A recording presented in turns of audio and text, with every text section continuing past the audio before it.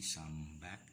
So, siguro tataka kayo ba't ang daming gadgets dito na magkalat sa lamesa.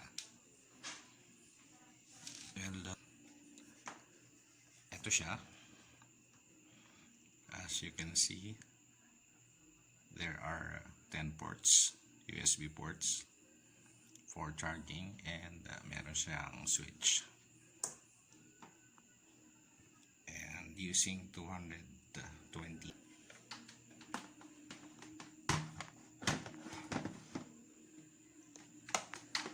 Ito, nabili ko to sa Lazada on sale. So mga 169 pesos lang siya nung naka-sale. Actually, parang isa ako sa mga unang bumili nito doon sa store na yon. Tapos yung nakita ko, yung regular price niya is around 689. And kanina lang chinek ko, ano siya, naka-sale siya ulit sa ano yata, may schedule siya, so sa 10 or 15 yata. Check nyo na lang sa Lazada, back to 169 siya. So ayan, switch on na natin. As you can see, it's working. There's a status light blue. Ibig sabihin niya gumagana na siya. So, subukan natin magsasak ng gadget. And pagsasabay-sabay natin to. Mga 1, 2, 3, 4, 5, 6, 7 at pang-8 tong cellphone na hawak ko. So yan, as you can see, yung rechargeable fan and light natin gumagana. Subukan naman natin itong humidifier.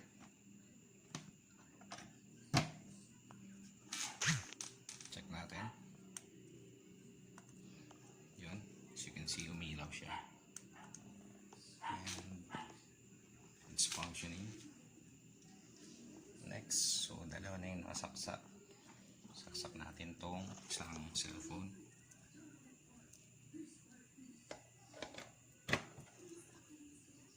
Let's see kung nag-charge ba siya.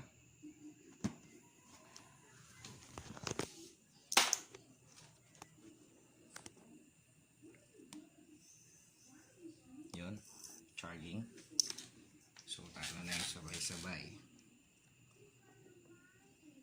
Pang-apat, saksak natin yung Bluetooth headset.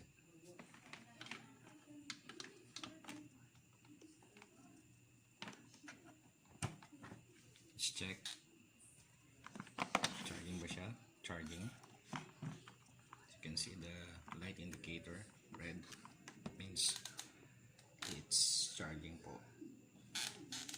Tapos ito, ilaw. It is using USB port 10 or USB connection for charging. Saksak mo natin. Yan, may ilaw siya. So far 1, 2, 3, 4, 5. Lima na yung nakakonect. Subukan naman natin tong isang tablet. Saksak natin. So may 6 na siya. Ito guys, medyo luma na tong USB cable ko. Not sure kung stable siya.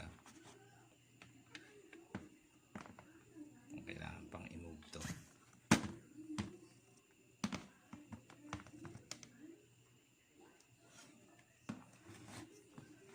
Yan, mukhang sablay yung USB cable. Etong power bank, try natin.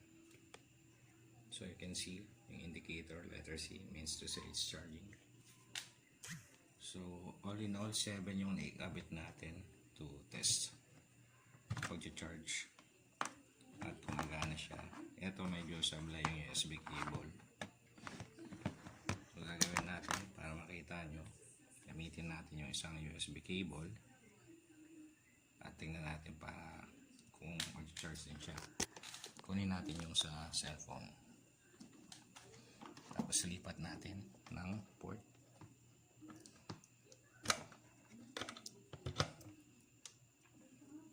So yan.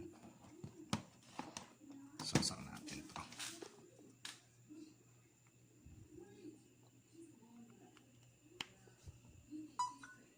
Yan. As you can see. Ayan po. Charging din siya. So actually na-test ko na lahat ng port at gumagana siya. Pero ngayon ko lang sinubukan na sabay-sabay. So nakikita nyo wala namang problema. So this item is good.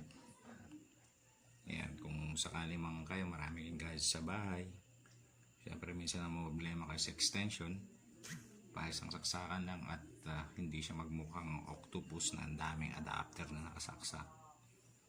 Ito ang kailangan natin guys para mas malinis din yung saksakan natin. So pangalan nito CanMove, CanMove. Yan, 10 USB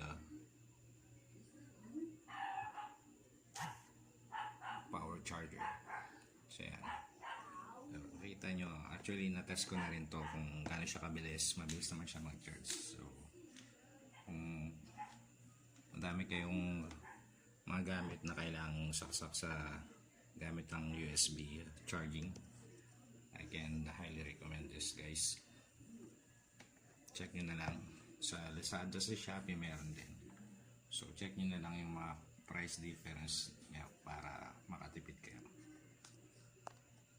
And salamat. So nandito yung review natin. So ito para sa akin 5 star to. Pwede rin i-try yan guys sa additional gadget nyo sa bahay.